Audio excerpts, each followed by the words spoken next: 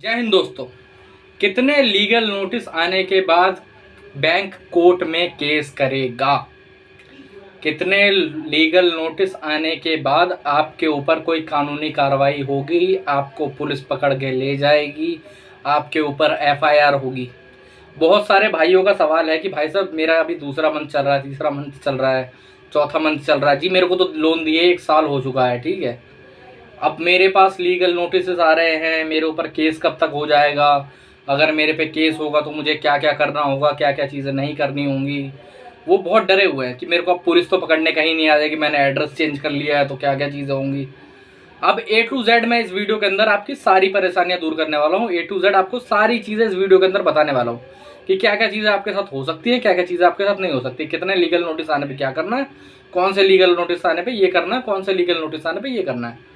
तो वीडियो में आगे बढ़ने से पहले अगर आपकी किसी भी प्रकार की कोई परेशानी है या फिर कोई दिक्कत है, नीचे डिस्क्रिप्शन बॉक्स में मेरा नंबर है, आप मुझे उससे मैसेज कर सकते हैं। फिर आपकी चाहे हैरेसमेंट हो, आपको कोई परेशान कर रहा हो, आपको कॉल्स पे परेशान कर रहे हैं लोग, आपके घर आ रहे हैं, आपको रिकवरी के नोटिस आ रहे हैं, आर्बिट्रेशन का नोटिस आ रहा है, आपको किसी प्रकार की सहायता चाहिए, आप मुझे मैसेज करिए, हम 1-on-1 कॉल बात करेंगे और आपकी सारी टेंशन दूर करेंगे, ठीक है।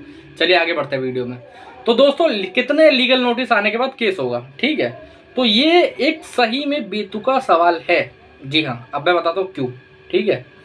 अब मान लीजिए कोई आपको लीगल नोटिस भेज रहा है, अब वो हो सकता है डिमांड नोटिस भी हो सकता है या फिर आर्बिट्रेशन का नोटिस भी हो सकता है, ठीक है। जो आर्बिट्रेशन का नोटिस है वो ज़्यादा मैक्सिमम 4 से 5 बार लोग आपको भेजते हैं, ठीक है। उसके बाद कभी भी आपको आर्बिट्रेशन का नोटिस नहीं आता, मेरे हिसाब से 100% ये चीज़ें हैं, ठीक है। आप एक बार आर्बिट्रेशन का नोटिस भेजा, उसको आपने कैंसिल करवाया, आप आपत्ति डलवा के हमसे या फिर किसी और से, दूसरा आर्बिट्रेशन का नोटिस है, आपने वो कैंसिल करवाया, वो ज़्यादातर 2 पे रुक जाते हैं, लेकिन मैक्सिमम 4 तक जाते हैं, ठीक है। कोई दिक्कत नहीं, वो सारे बंद हो जाते हैं, ठीक है।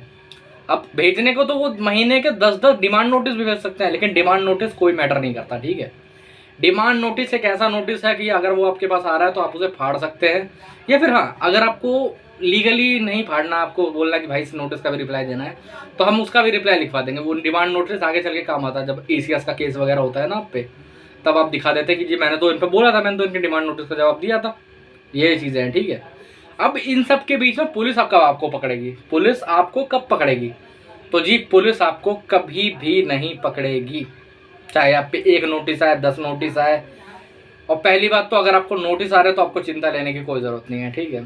सिर्फ नोटिस पे आपको कोई फ़र्क नहीं पड़ता। हाँ, वो आर्बिट्रेशन का नोटिस है तो आपको ऑब्जेक्शन लेटर फाइल करवाना पड़ेगा। वो आप चाहे तो हमसे करवा सकते हैं, फिर किसी और से, या फिर खुद भी फाइल कर सकते हैं, ठीक है।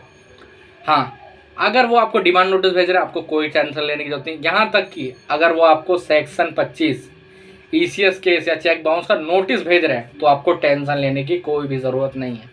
जी हाँ, ये नोटिस की बात कर रहा हूँ मैं, कोर्ट के समन की बात यहाँ पर नहीं हो रही है, ठीक है। कोर्ट का समन और नोटिस बहुत डिफरेंस है। नोटिस एक एडवोकेट अपने पैनल से भेजता है, ठीक है। जैसे मान लेते हैं हमसे आपने एक नोटिस का रिप्लाई लिखवाया, हमने अपने पैनल से बना के आपको दे दिया, आपने भेज दिया वहाँ पर, वो हमारा नोटिस का रिप्लाई होगा, ठीक है। वो हमारे पैनल से भेजा गया था, ठीक है। अब जो कोर्ट का समन है वो सीधे सीधे कोर्ट से आता है, ठीक है। अब आपको कोर्ट के समन की कभी अवमानना नहीं करनी है, ठीक है। उसको कभी रिजेक्ट नहीं करना। जैसे मान लेते हैं अगर आपने एड्रेस चेंज कर दिया है तो आपकी टेंशन यहाँ से ख़त्म हो चुकी है, ठीक है, पहली बात तो। क्योंकि जब तक आप नोटिस रिसीव नहीं करोगे, जब तक आपके पास नोटिस रिसीव नहीं होगा, तब तक आपको कोई भी कोर्ट, कोई भी समन किसी तरीके से परेशान नहीं कर सकता, ठीक है। क्योंकि केस चालू होने के लिए भी नोटिस रिसीव होना चाहिए, ठीक है। उसी के बाद कोई दिक्कत हो सकती है, उसी के बाद कोई परेशानी हो सकती है, ठीक है। तब भी मान लेते हैं आपको डिमांड नोटिस आया 10-12, उनको फाड़ के फेंकिए, उनसे आपको कोई टेंशन लेने की जरूरत नहीं है। आपको आर्बिट्रेशन का नोटिस आया, आपने रिप्लाई लिखवाया, आप वहाँ से भी टेंशन फ्री हो गए, ठीक है। उसके बाद जो आपको आएगा वो सेक्शन 25 के नोटिस या फिर लोक अदालत के नोटिस आएंगे। लोक अदालत का नोटिस आया, फाड़िए फेंकिए, ठीक है। सेक्शन 25 का कल नोटिस आया आपको, ठीक है, तो अगर वो पैनल का नोटिस है तो आपको टेंशन लेने की कोई ज़रूरत नहीं है, आप डाल दीजिए कोने पे, कोई दिक्कत नहीं है, ठीक है। लेकिन अगर आपको सेक्शन 25 का समन आ रहा है और आपने कोई एड्रेस वगैरह चेंज नहीं करा है अपना, ठीक है, अगर आपने एड्रेस चेंज कर लिया तो टेंशन फ्री हो जाएगी। जब तक एड्रेस पता नहीं चलेगा आपका, तब तक आपको कुछ नहीं होगा, ठीक है। ना आपको कोई पुलिस वाला ढूंढेगा, ना आपको कुछ होगा, ठीक है, क्योंकि वो वैलिड ही नहीं होता है, पहली बात तो, ठीक है। और उसके बाद मान लेते हैं आप एड्रेस पे हैं, ठीक है, आपको रिसीव हो गया, आपने रिसीव कर लिया। पहली बात तो, अगर आप एड्रेस पे हैं, आपके पास पोस्ट मास्टर आया है, वो आपको चेक कर रहा है, पोस्ट मास्टर या फिर पुलिस वाला, कई बार पुलिस भी डिलीवरी करने आ जाती है, ठीक है, नोटिस की। वो आया है, उन्होंने आपको देखा है, आप उनको मना मत करिएगा कभी भी, ठीक है, नोटिस लेने से, सॉरी समन लेने से, ठीक है। हाँ, अगर आप एड्रेस पे नहीं है तो फिर टेंशन फ्री हो जाइए, तो कोई दिक्कत नहीं है, ठीक है। अगर आप एड्रेस पे नहीं है तो टेंशन फ्री हो जाइए, आपने कमरा चेंज कर दिया, आपने घर चेंज कर दिया तो टेंशन फ्री हो जाइए, ठीक है। लेकिन हाँ, अगर आप एड्रेस पे अवेलेबल है तो आप नोटिस ज़रूर रिसीव करिए, वरना वो आपका न रिजेक्ट करा हुआ नोटिस भी रिसीव माना जाएगा और वो एक कोर्ट की अवमानना होगी समन को, ठीक है। वो आपको नहीं करना, ठीक है। अगर आप एड्रेस पे नहीं है तो आपको टेंशन फ्री होकर आना है, ठीक है। उसके बाद मान लेते हैं सेक्शन 25 का भी आपको समन आ चुका है, ठीक है। आप सेक्शन 25 के समन पे जाएंगे पहले दिन, वैसे जो नया रूल लागू हुआ है उससे आप एक एप्लीकेशन भी डलवा सकते हैं जिससे आपको जाना ना पड़े। अगर वो अप्रूव होगी तो आपको जाना नहीं पड़ेगा एक भी डेट पे, ठीक है। अगर अप्रूव नहीं होती है आपके वकील से तो वहाँ जाइए, फर्स्ट डे बेल लीजिए, घर आ जाइए। कम से कम नहीं तो कल ही का मेरा केस था, उसमें हमारे जो क्लाइंट थे वो पहली डेट पे नहीं गए, उनकी जो नेक्स्ट डेट पड़ी वो 4 महीने बाद की पड़ी है, ठीक है। उस डेट पे वो जाएंगे, वो बेल लेंगे, खत्म कहानी। फिर अगले 4 महीने बाद पड़ जाएगी तो कोई दिक्कत नहीं होगी, उन्हें कोई टेंशन फ्री होकर रह रहे हैं वो, ठीक है।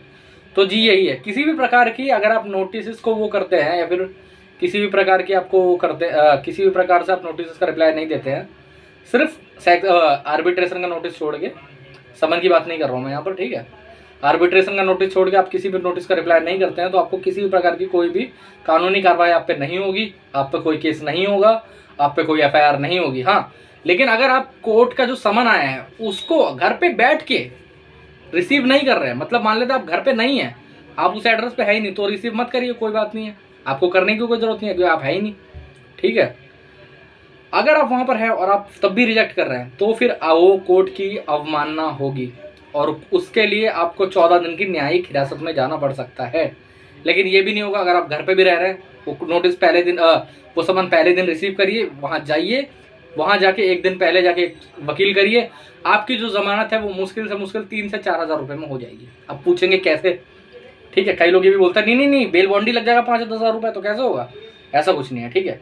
बेल बॉन्ड आपके ऊपर है, आप कितना फाइल कर रहे हैं। अगर कोर्ट्स में मैजिस्ट्रेट साहब आपको बोल रहा है कि 5,000 का बेल बॉन्ड बनिए, आप बोल सकते हैं कि नहीं जैसे मेरे पास इतने पैसे नहीं, मेरे को 2,000 रुपये, तो आप 2,000 रुपये का बेल बॉन्ड भर दीजिए या फिर 2,000 रुपये की एफडी डाल दीजिए, ठीक है। और 2,000 रुपये वकील लेगा और कुछ नहीं एक डेट के, ठीक है। तो यही था। आपको नोटिस से कोई डरने की जरूरत नहीं है। नोटिस आ रहे हैं तो उन्हें फाड़ के भी फेंक सकते हो, कोई दिक्कत नहीं। सिर्फ आर्बिट्रेशन और सेक्शन 25 पे ध्यान देना है आपको, सेक्शन 25 के समन पे ध्यान देना है आपको और आर्बिट्रेशन के नोटिस पे ध्यान देना है आपको, ठीक है। तो जय हिंद दोस्तों, आज के वीडियो में इतना ही। अगर आपको किसी भी प्रकार की और परेशानी है, किसी भी प्रकार की और दिक्कत है तो आप मुझे बाकायदा डिस्क्रिप्शन बॉक्स में मेरा नंबर है, मुझे मैसेज करिए, हम आपकी सारी परेशानियां दूर करेंगे। जय हिंद दोस्तों।